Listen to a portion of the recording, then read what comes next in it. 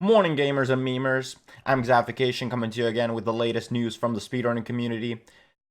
The GDQ submission season is upon us once again, and as always, it brings with itself a bunch of controversies. The big deal this year has been, as you've been following Twitter, people being bullied out of submitting or running by their own speed game community. I reached out to a bunch of people who have been talking about this on Twitter. I have not, unfortunately, not gotten any concrete examples of cases where this has been happening, but there has apparently been a good bunch of it since it has been all over my timeline. The one example that I did manage to find was from yesterday. Shay, who some of you may know is, as of the start of August, the world record holder in literally every main category of Undertale, posted on Twitter a screenshot of comments harassing him for submitting to a GDQ. I am not exactly sure what the submissions were, but you can see some of the comments made here is blanked out the names, thankfully, but comments include stuff like, "Don't worry, people much important than me know. I'm just willing to call you trash. Shockingly made it all about yourself. And imagine being trash and submitting against the thoughts of the community as a whole." And Shay said, "Fucking imagine having the nerve to say something like this. I've never felt so disrespected and outraged by a message I've received. Sincerely, fuck off." And I can't help but agree with that. So let's talk about this for a second. Let's put things simply. If you or anyone in the community is trying to pressure someone out from submitting or running at any marathon, GDQ or otherwise, sincerely, go fuck yourself. So here's the thing. It's a charity event, not anybody's claim to fame.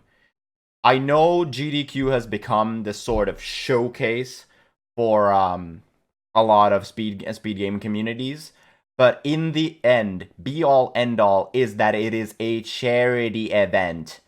Anyone who's willing to support the charity is allowed to submit. Anyone who's accepted by the GDQ staff to support the charity is allowed to run, regardless of what you think. End of story. If you think a submitter is unqualified to run your game, or is somehow inappropriate personally and shouldn't be allowed on such a big stage, that'll be vetted by the GDQ staff. That is not your job. That is not anybody's job in the games community. That's it. Now, of course, I know there's obviously a caveat of courtesy here. If you do submit to a major event like GDQ or ESA, and especially if you know that there are several people who want to submit to it, do inform the community, just as a form of courtesy. But do remember, nobody in that community has the right to tell you not to. You are allowed to submit if you wish. You're allowed to run if you get accepted. End of story. Now, with those notes, good luck to everyone who has submitted to GDQ. Hope we have a great list of games and runners again representing the biggest speed gaming charity marathon in the world. Good luck to everyone. Now, I'd like to give you a small update on what we talked about last week with Majora's Mask debug menu stuff. There has been a seemingly conclusive rule set here. They have now split the leaderboard to unrestricted versus no text overflow. No text overflow is what used to be the usual categories, because text overflow refers to the method of getting debug menu.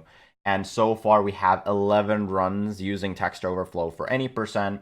Also 100% has been added to this category here. Nobody has run any 100% yet, but as we might expect, the rules do require original source. There are source requirements for everything that you need in 100%. That is sort of obvious because using a debug menu to just add everything and get 100% that way would seem a little bit dubious, obviously. But yeah, this is the expected result of all the discussion that has been going on with allowing or disallowing any percent. to use debug menu. Hopefully we get competition on both the old route and the new route.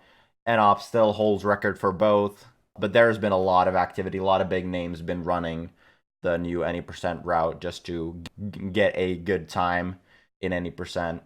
So hopefully that will keep up. They're definitely very interesting run to check out. In other news, there has been a new skip found in the game Daxter, which is sort of a spin-off game in the Jak and Daxter series. This has been pretty major. Tetrachi found this skip earlier this week. It is called K3 skip. It skips the third and final phase of the final boss fight. You just basically skip an entire phase, saving around a minute 45 in any percent. This is potentially being applied also to other categories. The thing is that you don't get the last hit on the boss. You basically just skip directly to the end sequence. So it has to be verified by the mods whether or not this will be applicable to other categories, but it should be in the future if it isn't already. For any percent, it also saves an additional 2 minutes due to not having to get an attachment, which is required to beat the final phase of that boss. I have a video here posted by Nokidoki who smashed the world record for this game very recently. He got the sub 30, which has been a big community goal, and the current record stands at a 26:59. So we'll see how low that can go.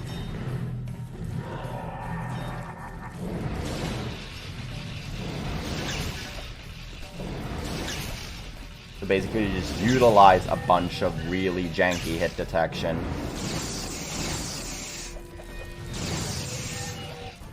to just float out to the final platform, given the entire last phase, and there's the dead boss.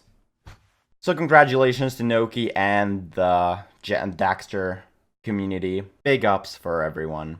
Also, we want to talk about all the new world records and notable speed games that have been happening this year, and there has been a lot of them. This week has been really, really spicy with regards to broken world records, so I don't even have time to talk about all of them. I picked out some of the most notable ones with the most competition going on.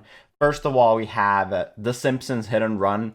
It has been dominated by Liquid Wi-Fi for a long time, but 2 days ago, Liquid Wi-Fi lost his any percent world record to a British runner called Wapo, and the record currently stands at a 57:31. Congratulations to Wapo on that.